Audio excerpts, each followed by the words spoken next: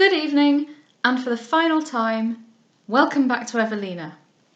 I hope you're all feeling as emotional as I am, though in my case it might be just because I cried my way through watching Jake and Amy's wedding on Brooklyn Nine-Nine an hour ago.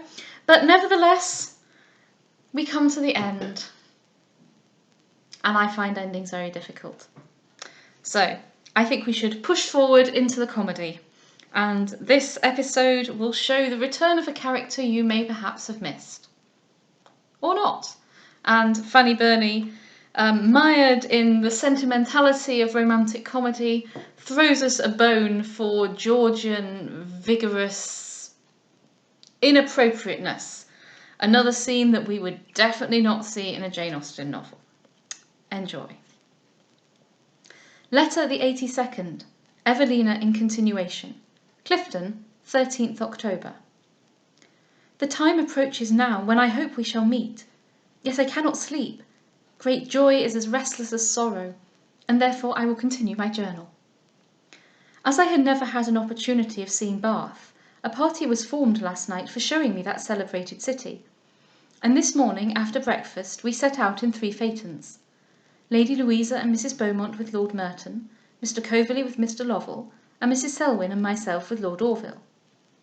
We had hardly proceeded half a mile, when a gentleman from a post-chaise, which came galloping after us, called out to the servants, "Hola, my lads! Pray, is Miss Anville in one of them thingamybobs?" I immediately recollected the voice of Captain Mervyn, and Lord Orville stopped the phaeton. He was out of the chaise, and with us in a moment. "So, Miss Anville," cried he, "how do you do? So I hear you're Miss Belmont now. Pray, how does old Madame French do?" "Madame Duval," said I, "is, I believe, very well." "I hope she is in good case," said he, winking significantly, "and won't flinch at seeing service. She has laid by long enough to refit and be made tight. And pray, how does poor Monsieur Doleful do? Is he as lank-jawed as ever?" "They are neither of them," said I, "in Bristol." "No," cried he with a look of disappointment. "But surely the old dowager intends to come to the wedding?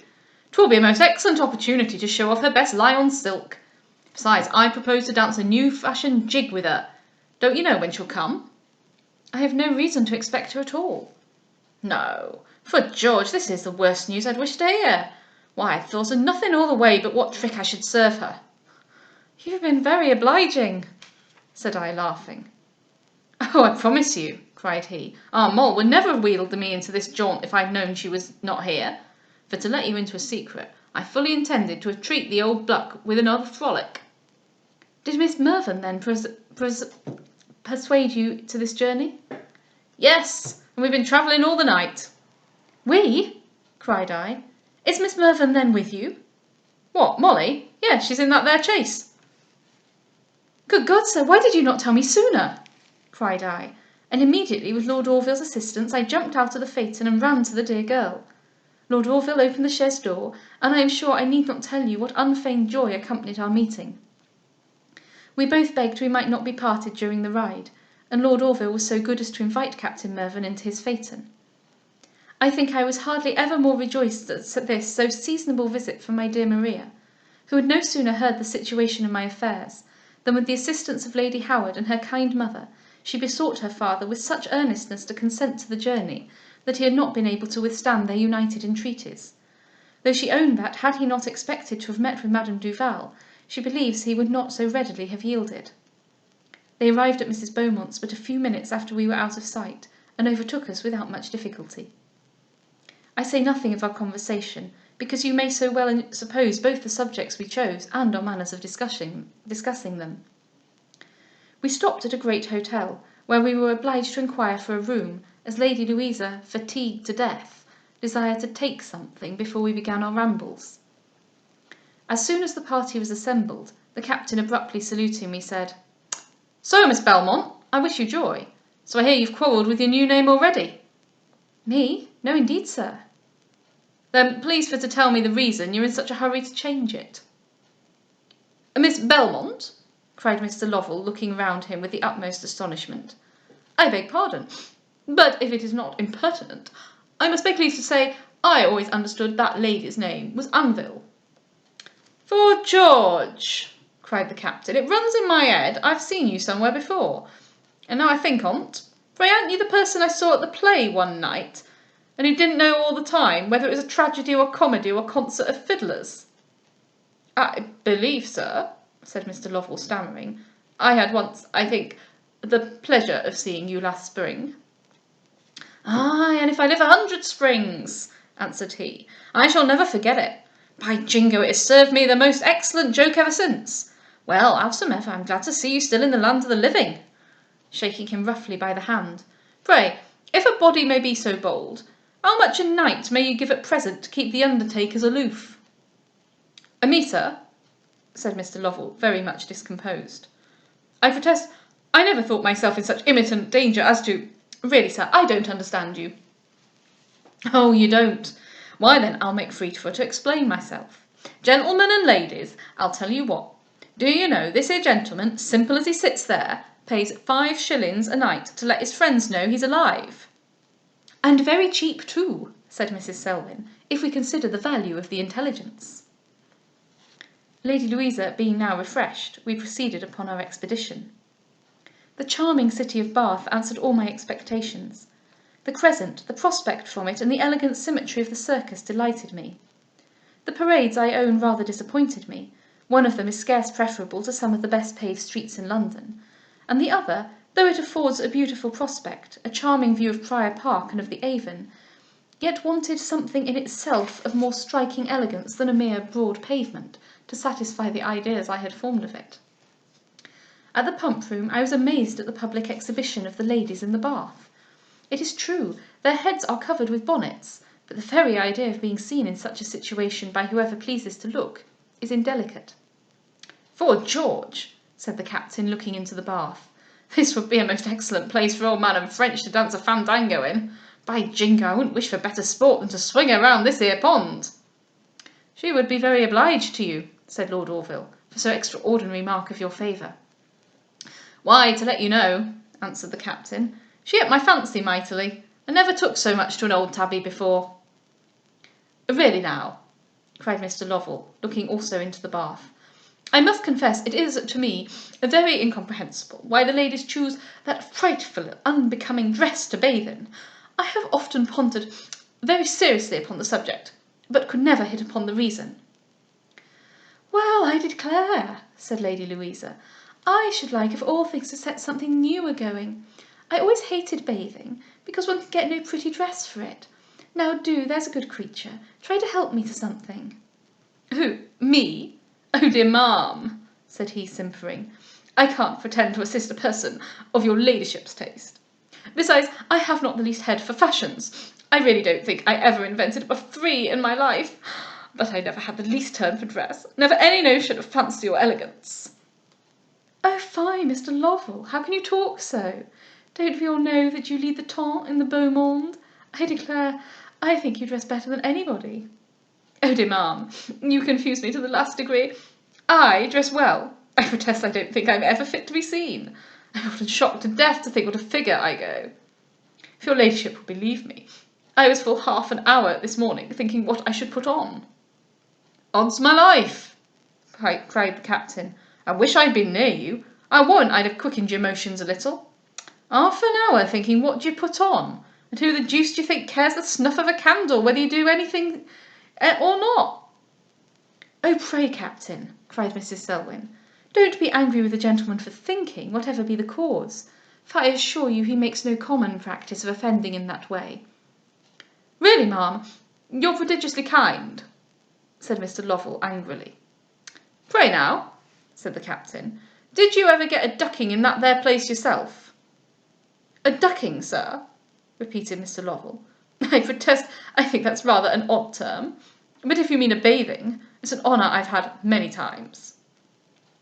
"And pray, if a body may be so bold, what do you do with that frizzle-fries top of your own? Why, I'll lay you, but what you will, there's fat and grease enough on your crown to buoy you up, if you were to go in head downwards."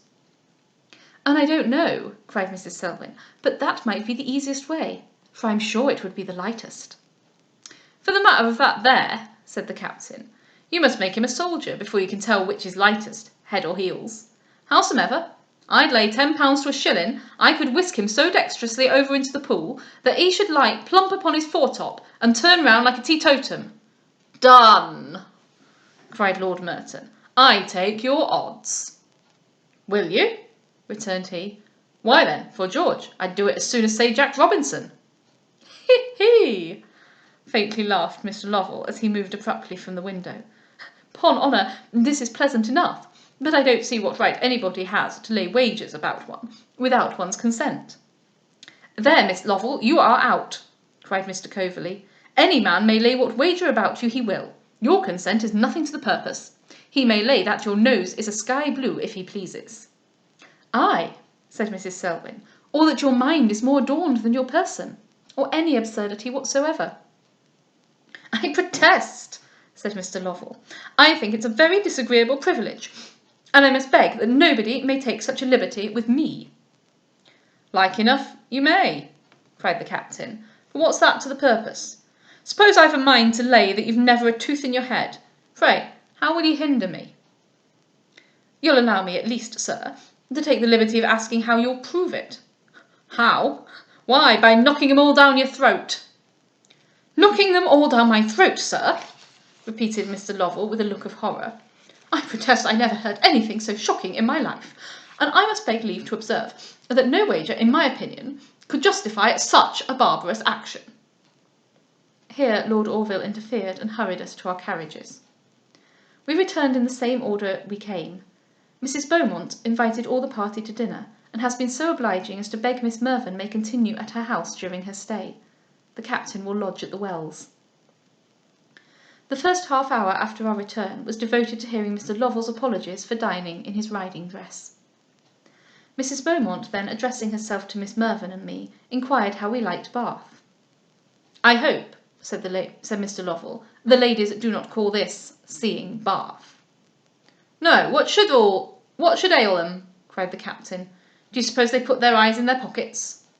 "No, sir, but I fancy you will find no person, that is, no person of any condition, call going about a few places in a morning seeing Bath." "Mayhap, then," said the literal captain, "you think we should see it better by going about at midnight?" "No, sir, no," with a supercilious smile. "I perceive you don't understand me. We should never call it seeing Bath without going at the right season." "Why, what a plague, then?" demanded he. "Can you only see at one season of the year?"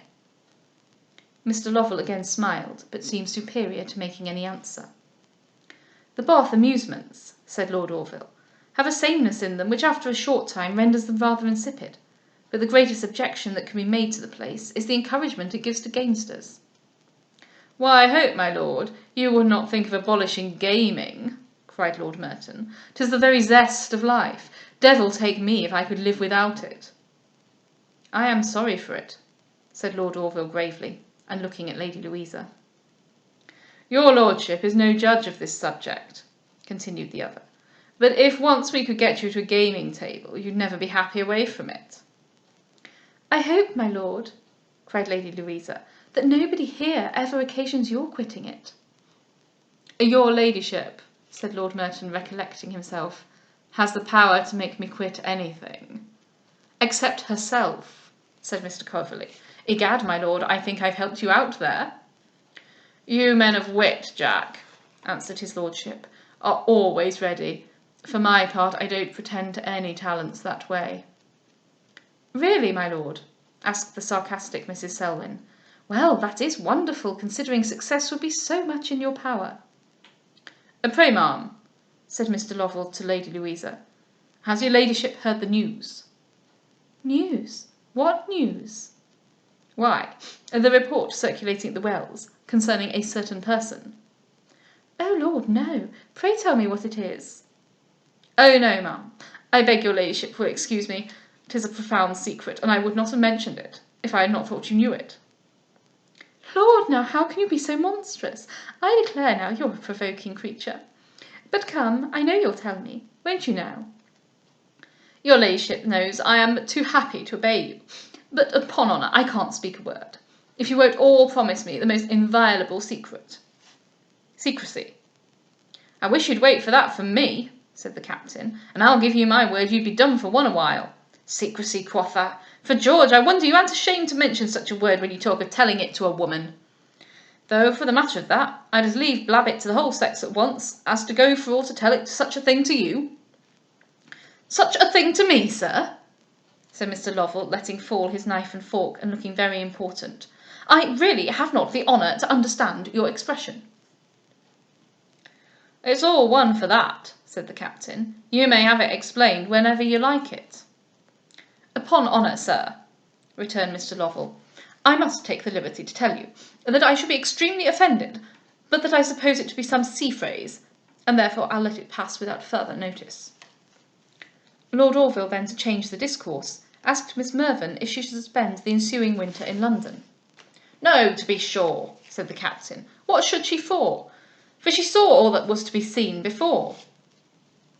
Is London, then, said Mr. Lovell, smiling at Lady Louisa, only to be regarded as a sight? Why, pray, Mr. Wiseacre, how are you pleased for to regard it yourself? Answer me to that. Oh, sir, my opinion, I fancy, you would hardly find intelligible. I don't understand sea phrases enough to define it to your comprehension. Doesn't your ladyship think the task would be rather difficult? Oh, Lord, yes, cried Lady Louisa. I declare I'd as soon teach my parrot to talk Welsh. Ha, ha, admirable! 'Pon honour, your ladyship's quite in luck to-day. But that, indeed, your ladyship is every day. Though, to be sure, it is but candid to acknowledge that the gentlemen of the ocean have a set of ideas, as well as a dialect, so opposite to ours, that it is by no means surprising they should regard London as a mere show, that may be seen by being looked at. Echoed Lady Louisa. Well, I declare you are the drollest creature. Upon honour, I can't help laughing at the conceit of seeing London in a few weeks. And what a plague should hinder you? Cried the captain. Do you want to spend a day in every street? Here again Lady Louisa and Mr. Lovell exchanged smiles. Why, I warrant you, if I had the showing of it, I'd haul you from St. James's to Wapping the very first morning. The smiles were now with added contempt repeated, which the captain observing, looked very fiercely at Mr. Lovell, and said, Harkee, my spark, none of your grinning. 'Tis a lingo I don't understand. If you give me any more of it, I shall go let near to lend you a box of the ear. I protest, sir, said Mr. Lovell, turning extremely pale, I think it's taking a very particular liberty with a person, to talk to one in such a style as this. It's like you may, returned the captain, but give a good gulp, and I'll warrant you swallow it. Then calling for a glass of ale, with a very provoking and significant nod, he drank to his easy digestion. Mr. Lovell made no answer, but looked extremely sullen, and soon after we left the gentlemen to themselves. I had then 2 letters delivered to me, one from Lady Howard and Mrs. Mervyn, which contained the kindest congratulations, and the other from Madame Duval, but not a word from you, to my no small surprise and concern. Madame Duval seems greatly rejoiced at my late intelligence. A violent cold, she says, prevents her coming to Bristol. The Brangtons, she tells me, are all well. Miss Polly is soon to be married to Mr. Brown, but Mr. Smith has changed his lodgings. Which, she adds, has made the house extremely dull. However, that's not the worst news. Pardi, I wish it was. But I've been used like nobody, for Monsieur Dubois has had the baseness to go back to France without me. In conclusion, she assures me, as you prognosticated she would, that I shall be sole heiress of all she is worth, when Lady Orville. At tea-time we were joined by all the gentlemen, but Captain Mervyn, who went to the hotel where he was to sleep, and made his daughter accompany him, to separate her trumpery, as he called it, from his clothes. As soon as they were gone, Mr. Lovell, who still appeared extremely sulky, said, I protest, I never saw such a vulgar, abusive fellow in my life as that captain. Upon honour, I believe he came here for no purpose in the world but to pick a quarrel. However, for my part, I vow I won't humour him. I declare, cried Lady Louisa, he put me in a monstrous fright. I never heard anybody talk so shocking in my life. I think, said Mrs. Selwyn with great solemnity, he threatened to box your ears, Mr. Lovell, did not he? Really, ma'am, said Mr. Lovell, colouring, If one was to mind everything these low kind of people say, one should never be at rest for one impertinence or other, so I think the best way is to be above taking any notice of them." "What?" said Mrs. Selwyn with the same gravity. "And so you received the blow in silence?" During this conversation I heard the captain's chaise stop at the door, and ran downstairs to meet Maria. She was alone, and told me that her father, who she was sure had some scheme in agitation against Mr. Lovell, had sent her on before him. We continued in the parlour till his return, and were joined by Lord Orville, who begged me not to insist on a patience so unnatural as submitting to be excluded our society. And let me, my dear sir, with a grateful heart let me own, I never before passed half an hour in such perfect felicity. I believe we were all sorry when the captain returned, yet his inward satisfaction, from however different a cause, did not seem inferior to what ours had been. He chucked Maria under the chin, rubbed his hands, and was scarcely able to contain the fullness of his glee. We all attended him in the drawing-room, where, having composed his countenance, without any previous attention to Mrs. Beaumont, he marched up to Mr. Lovell, and abruptly said, "Pray, have you ever a brother in these here parts?" "Me? No, thank heaven, sir. I'm free from all encumbrances of that sort." "Well," cried the captain, "I met a person just now, so like you, I could have sworn he had been your twin brother."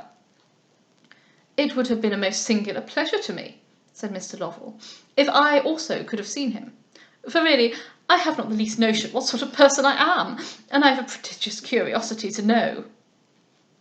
Just then the captain's servant, opening the door, said, "A little gentleman below desires to see one Mr. Lovell." "Beg him to walk upstairs," said Mrs. Beaumont. "But pray, what is the reason William is out of the way?" The man shut the door without any answer. I can't imagine who he is," said Mr. Lovell. "I recollect no little gentleman of my acquaintance now at Bristol, except indeed the Marquis of Charlton, but I don't much fancy it can be him. Let me see, who else is there so very little?" A confused noise among the servants now drew all eyes towards the door. The impatient captain hastened to open it, and then clapping his hands called out, "'Fore George, 'tis the same person I took for your relation." And then, to the utter astonishment of everybody but himself, he hauled into the room a monkey, full dressed and extravagantly à la mode. The dismay of the company was almost general. Poor Mr. Lovell seemed thunderstruck with indignation and surprise. Lady Louisa began a scream, which for some time was incessant. Miss Mervyn and I jumped involuntarily upon the seats of our chairs. Mrs. Beaumont herself followed our example. Lord Orville placed himself before me as a guard, and Mrs. Selwyn, Lord Merton, and Mr. Coverley burst into a loud, immoderate, ungovernable fit of laughter, in which they were joined by the captain, till, unable to support himself, he rolled on the floor. The first voice which made its way through this general noise was that of Lady Louisa, which her fright and screaming rendered extremely shrill. "Take it away!" cried she. "Take the monster away! I shall faint if you don't!" Mr. Lovell, irritated beyond endurance, angrily demanded of the captain what he meant. "Mean!" cried the captain, as soon as he was able to speak. "Why, only to show you in your proper colours." Then rising and pointing to the monkey, "Why now, is that gentleman, I'll be judged by you all. Did you ever seize anything more like? Oh, to my life, if it wasn't for this here tail, you wouldn't know one from t'other." "Sir," cried Mr. Lovell, stamping, "I shall take a time to make you feel my wrath." "Come now," continued the regardless captain, "just for fun's sake, doff your coat and waistcoat and swap with Monsieur Grinagrin here, and I'll warrant you not know yourself which is which." "Not know myself from a monkey! I assure you, sir, I'm not to be amused in this manner, and I won't bear it. Curse me if I will." "Why, heyday!" cried the captain. "What, is master in a passion? Why, don't be angry. Come, he shan't hurt you. Here, shake a paw with him. Why, he'll do you no harm, man. Come, kiss and be friends." "Who, I?" cried Mr. Lovell, almost mad with vexation. "As I'm a living creature, I would not touch him for 1,000 worlds." "Send him a challenge," cried Mr. Coverley, "and I'll be your second." "I do," said the captain, and I'll be second to my friend Monsieur Clapperclaw here. Come to it at once, tooth and nail. God forbid, cried Mr. Lovell, retreating. I would sooner trust my person with a mad bull. I don't like the look of him myself, said Lord Merton, for he grins most horribly. Oh, I'm frightened out of my senses, cried Lady Louisa. Take him away, or I shall die. Captain, said Lord Orville, the ladies are alarmed, and I must beg you would send the monkey away. Why, where can be the mighty harm of one monkey more than another? Answered the captain. Howsomever, if it's agreeable to the ladies, suppose we turn 'em out together. What do you mean by that, sir? Cried Mr. Lovell, lifting up his cane. Why, what do you mean? Cried the captain fiercely. Be so good as to down you with your cane. Poor Mr. Lovell, too much intimidated to stand his ground, yet too much enraged to submit, turned hastily round, and forgetful of consequences, vented his passion by giving a furious blow to the monkey. The creature, darting forwards, sprung instantly upon him, and clinging round his neck, he fastened his teeth to one of his ears. I was really sorry for the poor man, who, though an egregious fop, had committed no offence that merited such chastisement. It was impossible now to distinguish whose screams were loudest, those of Mr. Lovell or of the terrified Lady Louisa, who I believe thought her own turn was approaching, but the unrelenting captain roared with joy. Not so Lord Orville. Ever humane, generous, and benevolent, he quitted his charge, who he saw was wholly out of danger, and seizing the monkey by the collar, made him loosen the ear, and then, with a sudden swing, flung him out of the room and shut the door. Poor Mr. Lovell, almost fainting with terror, sunk upon the floor, crying out, "Oh, I shall die! I shall die! Oh, I'm bit to death!" "Captain Mervyn," said Mrs. Beaumont with no little indignation, "I must own I don't perceive the wit of this action, and I am sorry to have such cruelty practised in my house." "Why, Lord, ma'am," said the captain, when his raptures abated sufficiently for speech, "how could I tell they'd fall out so? By jingo, I brought him to be a messmate for t'other." "Egad," said Mr. Coverley, "I would not have been served so for £1,000. "Why, then, there's the odds of it," said the captain, "for you see he's served so for nothing. But come," turning to Mr. Lovell, "be of good heart. All may end well yet, and you and Monsieur Longtail be as good friends as ever." "I'm surprised, Mrs. Beaumont," cried Mr. Lovell, starting up, "that you can suffer a person under your roof to be treated so inhumanly." "What argufies so many words?" said the unfeeling captain. "It is but a slit of the ear. It only looks as if you had been in a pillory." "Very true," answered Mrs. Selwyn, "and who knows but it may acquire you the credit of being an anti-ministerial writer." "I protest," cried Mr. Lovell, looking ruefully at his dress, "my new riding suit's all over blood." "Ha, ha, ha!" cried the captain. "See what comes of studying for an hour what you shall put on. Mr. Lovell then walked to the glass, and looking at the place, exclaimed, "Oh, heaven! What a monstrous wound! My ear will never be fit to be seen again." "Why, then," said the captain, "you must hide it. 'Tis but wearing a wig." "A wig!" repeated the affrighted Mr. Lovell. "I wear a wig? No, not if you would give me £1,000 an hour." "I declare," said Lady Louisa, "I never heard such a shocking proposal in my life." Lord Orville then, seeing no prospect that the altercation would cease, proposed to the captain to walk. He assented, and having given Mr. Lovell a nod of exultation, accompanied his lordship downstairs. "'Pon honour," said Mr. Lovell, the moment the door was shut, "that fellow is the greatest brute in nature. He ought not to be admitted into a civilized society." "Lovell," said Mr. Coverley, affecting to whisper, "you must certainly pink him. You must not put up with such an affront." "Sir," said Mr. Lovell, "with any common person I should not deliberate an instant, but really with a fellow who has done nothing but fight all his life, 'pon honour, sir, I can't think of it." "Lovell," said Lord Merton in the same voice, "you must call him to account."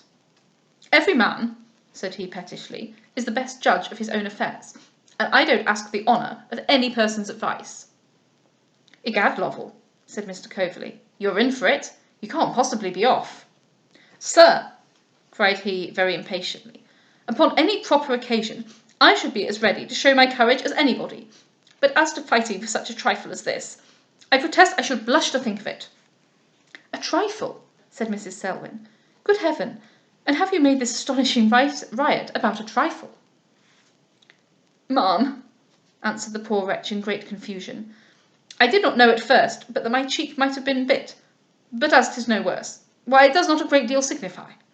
Mrs. Beaumont, I have the honour to wish you good evening. I'm sure my carriage must be waiting. And then, very abruptly, he left the room.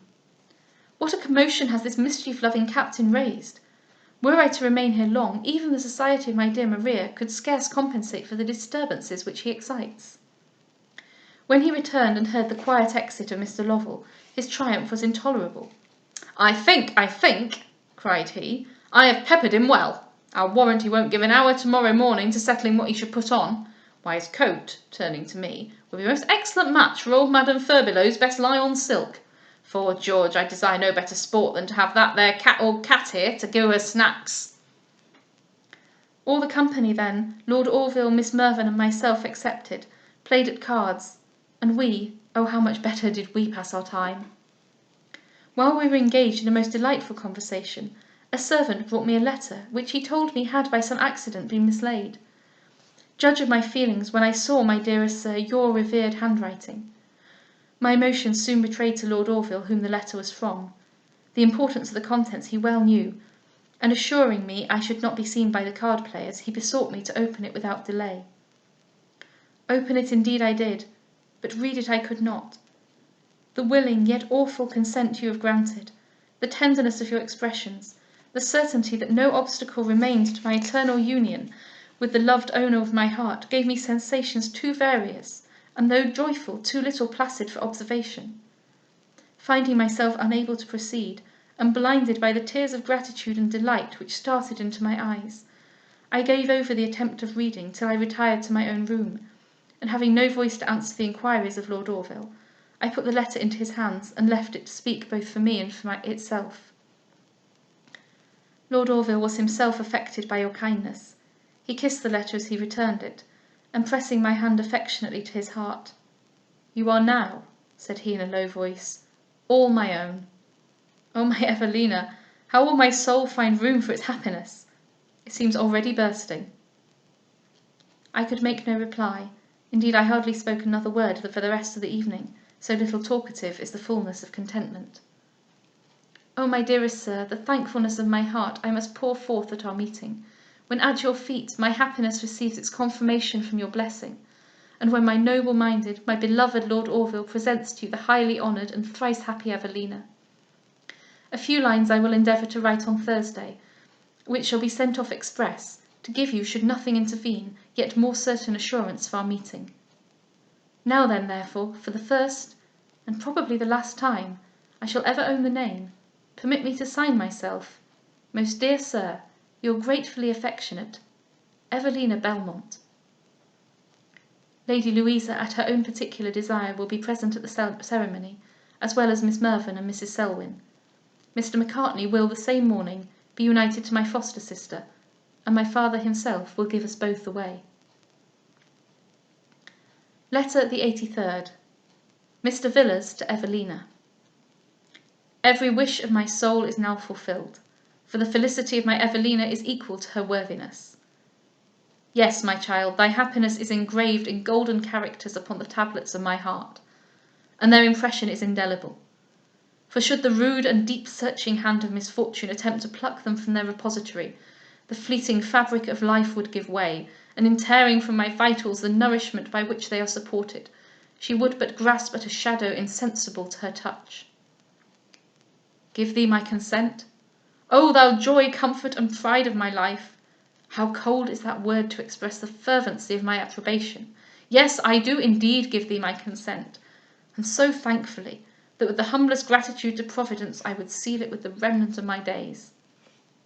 Hasten then, my love, to bless me with thy presence, and to receive the blessings with which my fond heart overflows. And O my Evelina, hear and assist in one only, humble but ardent prayer, which yet animates my devotions. that the height of bliss to which thou art rising may not render thee giddy, but that the prospect of thy mind may form the brighter splendour of thy prosperity, and that the weak and aged frame of thy almost idolizing parent, nearly worn out by the time, past afflictions and infirmities, may yet be able to sustain a meeting with all its better part holds dear. And then, that the wounds with which the former severity of fortune inflicted may be healed and purified by the ultimate consolation of pouring forth my dying words in blessings on my child, closing these joy-streaming eyes in her presence, and breathing my last faint sighs in her loved arms. Grieve not, O child of my care, grieve not at the inevitable moment, but may thy own end be equally propitious. O mayest thou, when full of days and full of honour, sink down as gently to rest, be loved as kindly, watched as tenderly as thy happy father. And mayest thou, when thy glass is run, be sweetly but not bitterly mourned by some remaining darling of thy affections, some yet surviving Evelina. Arthur Villiers. Letter the 84th. Evelina to the Reverend Mr. Villiers. All is over, my dearest sir, and the fate of your Evelina is decided. This morning, with fearful joy and trembling gratitude, she united herself for ever with the object of her dearest, her eternal affection. I have time for no more. The chaise now awaits, which is to conduct me to dear Berry Hill, and to the arms of the best of men. Evelina. The end. I find I'm kind of crying. I'm not sure why, it's happy. Like I said, I don't do very well with endings. Though I have to admit that as I was reading it, it occurred to me that if I were turning Evelina into a film, I would probably have cut most of this episode. I don't think it really fits the place. Fanny Burney's clearly having fun, but I don't think it was really necessary. Still, it's a memorable scene. Mr. Lovell getting his ear chewed by a monkey. As I said, Jane Austen would not have written it. Anyway, there we go. And every ending is a new beginning, and I will be back tomorrow evening for something new. And having heard some suggestions and some total silence and lack of suggestions, I have picked something for two reasons. One, to please myself entirely, and secondly, oh yes, I knew what I was going to say earlier and I've completely forgotten. And secondly, because it's just a little bit dependent on what books I actually have in my house at the moment. I will leave the choice of novel as a surprise for you tomorrow, to make sure that you return to me for yet another go. But I will say that if you have enjoyed Evelina, hopefully you will enjoy what I will read next. And perhaps if you have wished that Evelina were a little less timid, Lord Orville a little less perfect, and the villains of the piece a little more malicious, and perhaps you've wondered what it might be like to be a young woman reading this novel and loving it, delighting in it, fangirling it, and also thinking, there are aspects of this that could be improved.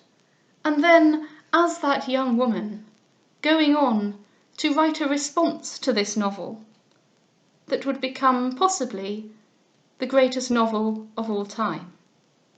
And so, if you're interested in reading the novel that inspired maybe the greatest work of literature of all time, but I will not let my partiality blind me. I would hate to be prejudiced in such an important matter as this. If the prospect of such a thing interests you, I hope you will tune in tomorrow evening. Good night, dear reader.